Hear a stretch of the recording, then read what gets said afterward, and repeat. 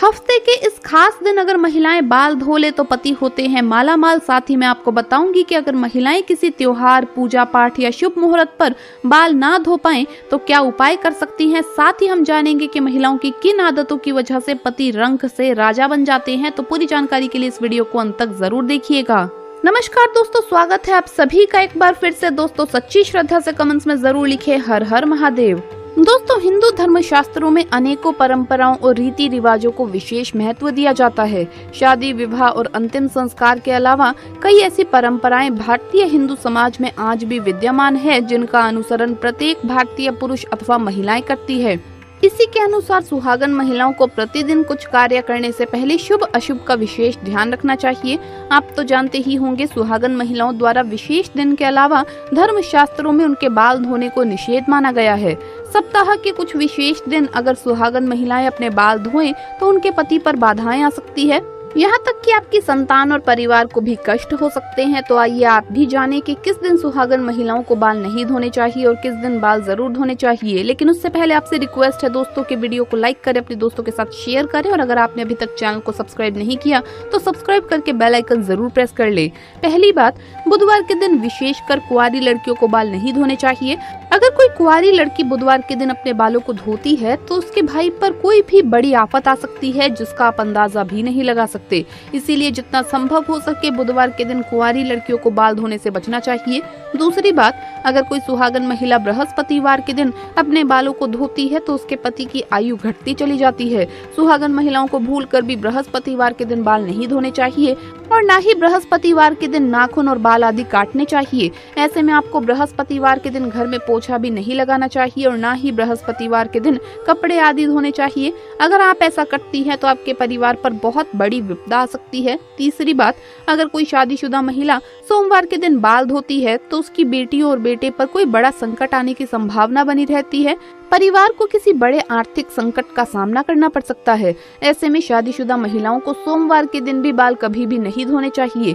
चौथी बात, दोस्तों चलिए आप जानते हैं कि किस दिन बाल जरूर धोने चाहिए। तो वो दिन है शुक्रवार। शुक्रवार को बाल जरूर धोने चाहिए। पांचवी बात, ये सदैव याद रखें कि अगर आप किसी वार का व्रत रखते हैं तो उस दिन भूल से भी बाल ना धोएं। जैसे अगर आपने सोमवार का व्रत रखा है तो उसके एक दिन पहले बाल धोकर आप शुद्ध हो जाएं।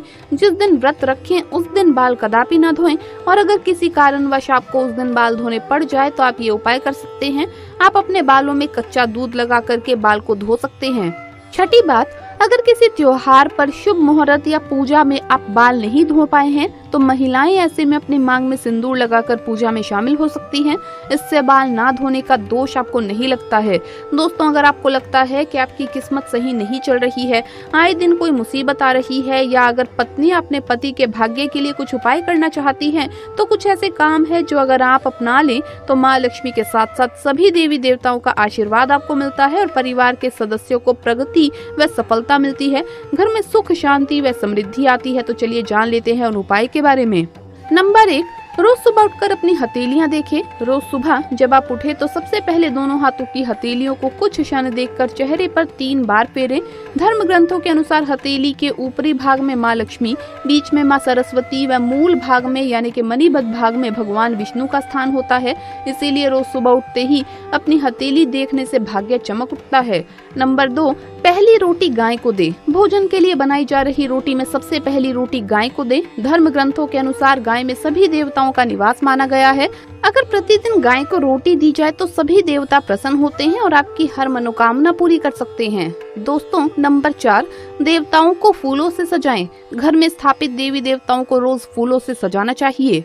इस बात का ध्यान रखें कि फूल ताजे ही हो। सच्चे मन से देवी देवताओं को फूल आदि अर्पित करने से वो प्रसन्न होते हैं और व्यक्ति के जीवन की हर परेशानी दूर कर सकते हैं। स्नान करने के बाद तोड़े गए फूल ही भगवान को चढ़ाने चाहिए, ऐसा नियम है। नंबर 5, सुबह करे झाड़ू पोछा।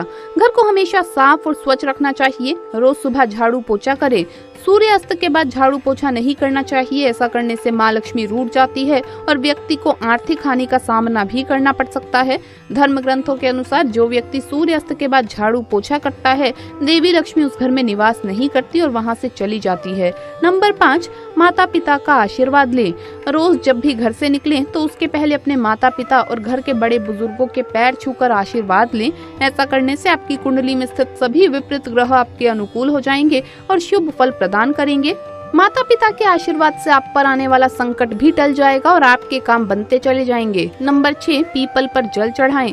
रोज सुबह स्नान आदि करने के बाद पीपल के पेड़ पर 1 लोटा जल चढ़ाएं। पीपल में भगवान विष्णु का वास होता है। रोज ये उपाय करने से भगवान विष्णु प्रसन्न होते हैं और शुभ फल प्रदान करते हैं। इस पेड़ का महत्व इसी बात से जाना जा सकता है कि अर्जुन को गीता का उपदेश देते हुए भगवान श्री कृष्ण ने स्वयं को पेड़ों में पीपल बताया था। नंबर 7, घर खाली हाथ न जाएं। बाहर से जब भी आप घर में प्रवेश करें तो कभी भी खाली हाथ न जाएं। घर में हमेशा कुछ न कुछ लेकर ही प्रवेश करें। चाहे आप सिर्फ एक टॉफी ही क्यों ना लेकर के जाइए, कोई छोटी से छोटी चीज ले जाइए, लेकिन कभी भी खाली हाथ नहीं जाना चाहिए। नंबर 8, पत्नी व बच्चों को खुश रखें।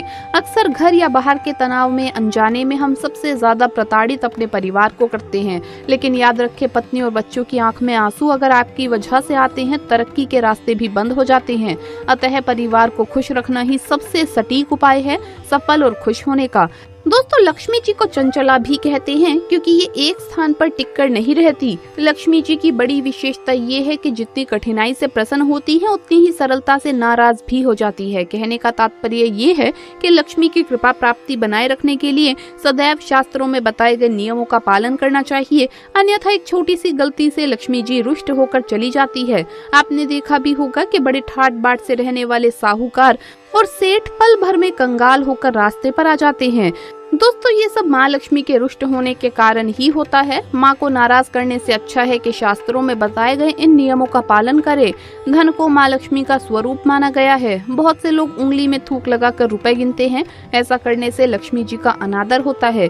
किसी से रुपए लेते या देते समय उसे प्रणाम कर लेना चाहिए, इससे माता लक्ष्मी प्रसन्न होती है।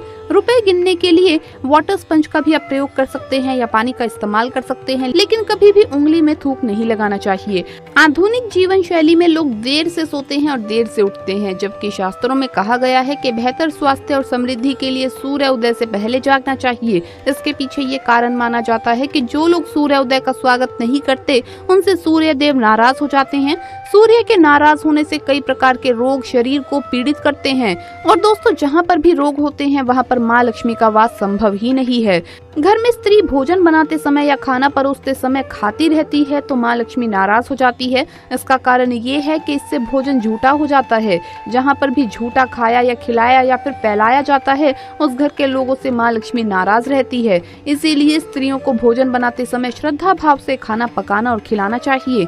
कहावत भी है कि जिस भावना से भोजन पकाया जाता है वही भावना भोजन करने वालों में विकसित होती है। माँ लक्ष्मी का कहना है कि जहाँ ग्रह लक्ष्मी की हंसी गूंजती है उस घर में मैं ग्रह लक्ष्मी के रूप में सदैव निवास करती हूँ। इसके विपरीत जिस घर में पत्नी का अनादर किया जाता है वहाँ लक्ष्मी एक पल भी रुकना पसंद नहीं करती। पत्नी का अनादर करने वाला परोक्ष रूप से माँ लक्ष्मी का अपमान करता है।